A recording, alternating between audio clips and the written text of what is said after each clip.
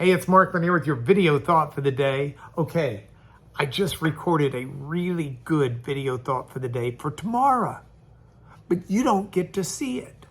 Do you know why? Because I didn't press the record button, which I guess technically means I didn't record one, but I sure did say one. And it's almost fitting that I didn't press the button because it is a bit symbolic of some of the things I want to say today. Though obviously I didn't do it on purpose. This has been wedding week.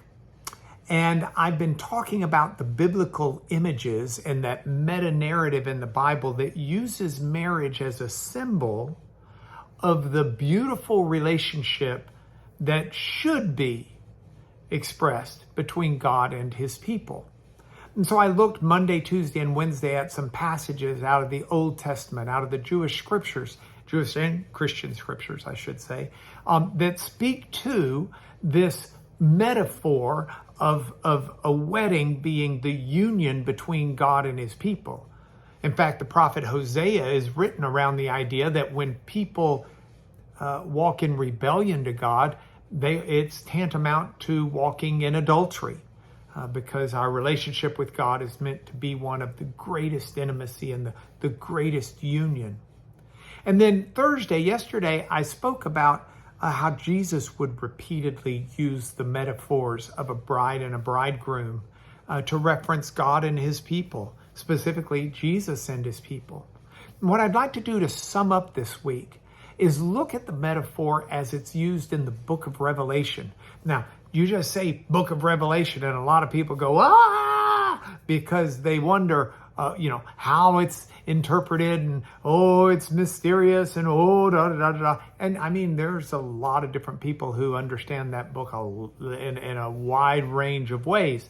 But I think one thing that most anybody who reads it would agree with is that there's a very strong metaphor of God, Jesus, with his people expressed in that metaphor of marriage. And so you see it toward the end. It appears in really the last 3 or 4 chapters. It starts in Revelation 19. And in Revelation 19, there's like this big trumpet blast and everybody's told, let's rejoice, let's exalt, let's give God glory because the marriage of the Lamb has come and his bride has made herself ready. So last Saturday night, our daughter Rebecca got married. I had great joy of getting to perform that ceremony. But one of the things that struck me, and it struck everybody else, and bless Daniel's heart, he's now my son-in-law, her husband now, just had tears, had trouble breathing when Rebecca turned and started to come in to the ceremony and walk down the aisle. I actually got to walk her down the aisle and then perform the ceremony. But all of the heads were turned and the oohs and the ahs and the tears because Rebecca had gone to great length to prepare herself for this. They had gone through premarital counseling and preparation like that, but she had picked a dress. She had had the dress tailored and retailored and re-retailored.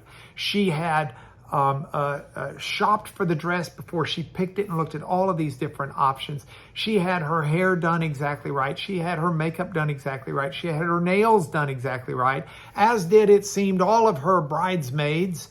And everybody was all prepared, but she was prepared.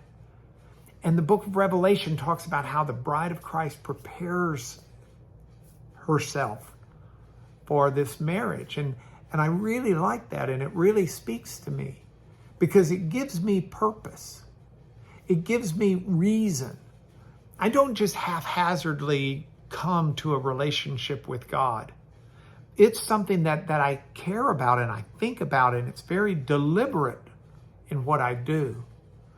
And so as I go into this weekend, I'm going into it as a weekend where I'm going to be thinking, what can I do? How can I live? How can I talk to others? How can I focus my life in a way that prepares me to be better suited and to appreciate and celebrate the fact that God wants to live in a relationship with me.